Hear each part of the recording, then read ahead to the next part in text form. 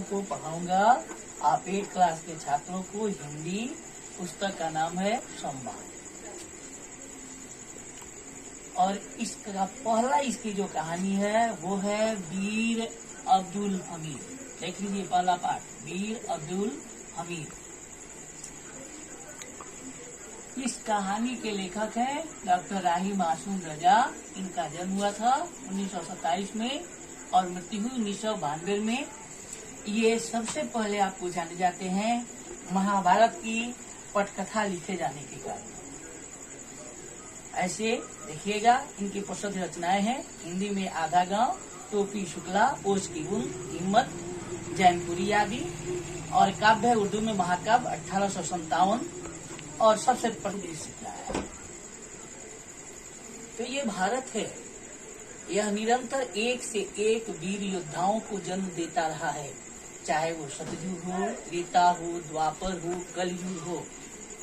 जब हमारा देश गुलाम था उस समय भी एक से एक वीर योद्धा हुए जो मातृभूमि को स्वतंत्र कराए, चाहे वो चंद्रशेखर आजाद हो, सुभाष चंद्र बोस हो, भगत सिंह हो, खुदीराम बोस हो। लेकिन नहीं, वीरता की कहानी हमारी यही समाप्त नहीं हो जाती है। जब 1965 में पाकिस्तान भारत पर आक्रमण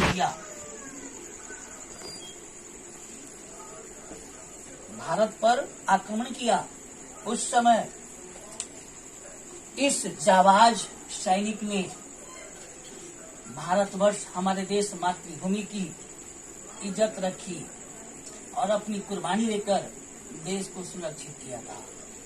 सबसे पहले देखेंगे कि ये कौन थे, इनकी इच्छा क्या थी, ये कैसे कैप्टन बने। ऐसे तो बाल्यावस्था में सारे बच्चे समान होते हैं, लेकिन नहीं, उनकी इच्छा उनके क्रियाकलाप से स्पष्ट होने लगती है कि यह बालक भविष्य में अवश्य कुछ करेगा। वैसा ही एक वीर हुआ जिसका नाम था वीर अब्दुल हमीद। इनका जन्म हुआ था 1 जुलाई 1933 को गाजीपुर उत्तर प्रदेश में। इनके पिता का नाम उस्मान खां था और माँ का नाम था बकरीदर। सबसे पहले हम देखेंगे कि हमारा भारतवर्ष, ये भारतवर्ष है, इसकी महानता इससे नहीं जानी जाती है। स्पष्ट है, हिंदू मुस्लिम सिख ईसाई आपस में हैं भाई भाई। और जब भी इस देश के ऊपर कोई विपत्ति आती है, कोई शत्रु आक्रमण करता है, तो उस समय सब के सब एक होकर ये नहीं देखते कि मैं किस मजहब का हूँ, किस धर्म का हूँ, किस जाति का हूँ। वो देखते हैं कि नहीं, हम सभी भारतीय हैं, हिंदुस्तानी हैं और हम अपने भारत माता की रक्षा स्वयं करेंगे। और इसका प्रमाण है हमारे कौन, तो वीर अब्दुल हमीद। आइए सबसे पहले देखते हैं हम इनके परिवार को। ये जब छोटे थे तो इन्हें 2 खेलों से अत्यधिक लगाव था। पहला कबड्डी और दूसरा लकड़ी खेलना। लकड़ी खेलने से आशय है लाठी से। लाठी खेलना, आत्म सुरक्षा, आत्मविश्वास। पहले तो इनके क्रियाकलाप को दिया गया। लेखक ने स्वयं पूछा है, लेखक भी हमारे वहीं के हैं, गाजीपुर के ही हैं। इन्होंने प्रश्न उठाया है कि गाजीपुर को क्या दिया, गाजीपुर का परिचय क्या है। तो अब इससे बड़ा परिचय क्या चाहिए कि परमवीर चक्र मिला गाजीपुर को। इसके कारण, तो इस वीर सेनानी के कारण आज हम सभी कोटि कोटि नमन करते हैं वैसे वीर जाबाज को, जिन्होंने अमेरिका के द्वारा दिए हुए टैंक को एक एक नहीं 3-3 को गोलियों से ध्वस्त किया था। सबसे पहले हम उस देखते हैं, लेखक स्वयं प्रश्न कर रहे हैं कि मैं भी गाजीपुर का हूँ तो आप भी धन्य हैं जो आपको मौका मिला महाभारत की पटकथा लिखने का, इसलिए आपको भी नमन है। मैं केवल यह कहना चाहता हूँ कि गाजीपुर का होना गौरव की बात है। उसके गाजीपुर का हूँ, मैंने गाजीपुर को क्या दिया, उसने गाजीपुर को परमवीर चक्र दिया। उसने अपने अपनी बेटी के लिए सौगात न भेजी तो उस सौगात के सामने कोई भी वस्तु तुच्छ और ये अनमोल है परमवीर चक्र। हम भारतवासी अमन चाहते हैं, अमन में विश्वास करते हैं, शांति में विश्वास करते हैं, हम अहिंसक हैं।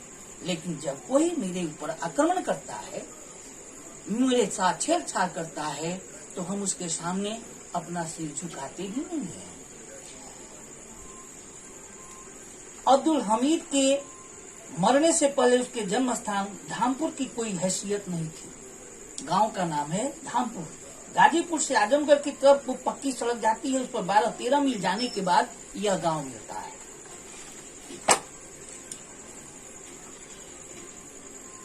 17 सितंबर हम थोड़ा पहले परिचय देखते हैं इनका। सबसे पहले पारिवारिक परिचय देखते हैं। इनके माँ का नाम पहले ही बता दिया हूँ, बकरीदन, और पिता का नाम क्या है, उस्मान खान। ये पेशे से दर्जी थे। इनके जीविकोपार्जन का साधन था कपड़े की सिलाई करना। कुछ हल्के वहाँ के बोली का उपयोग किया गया है, लेखक ने किया है, ताकि कहानी में कुछ और आकर्षण आ जाए। माँ कहती है, अरे जाना कपड़ा सियो, ये कहता ना जाइब, हमरा फौज में जाए के बाद हम फौज में जाइब। अरे तू फौज में जाइब। इस तरह के शब्द को भी दिया गया है। मैंने बोली इसलिए क्या कि व्याकरण के माध्यम से यह किसके अंतर्गत आएगा, क्षेत्रीय भाषा के अंतर्गत आएगा, और इसे हम क्या कहेंगे, तो बोली कहेंगे। माँ कुछ कहती है, लेकिन इनको देखिए कि नहीं, यह सुबह लंगोटेल पहनते हैं, वहाँ कसरत करते हैं, शरीर में मिट्टी मलते हैं, अभ्यास करते हैं, कबड्डी खेलते हैं, फिर कुश्ती करते हैं, लाठी खेलते हैं। देखिए यहाँ इनका परिचय। 1 जुलाई सन 1933 को इस जिले के धामपुर गांव में उस्मान खां दर्जी के घर एक बच्चा पैदा हुआ था। उसका मुंडन अब्दुल हमीद के नाम पर हुआ था, पर लगता है वास्तव में अब्दुल हमीद 17 सितंबर 1965 को रणभूमि के कसूर क्षेत्र में पैदा हुआ। मैं पहले ही कह दे रहा हूँ, मेरा ये अभ्यास है। क्लास में जब भी मैं बच्चों को पढ़ाता हूँ तो बोल देता हूँ कि आप अपने साथ पेंसिल अवश्य रखें, ताकि इन पंक्तियों को रेखांकित करते चलें। इससे आपको अनेक तरह का लाभ मिलेगा।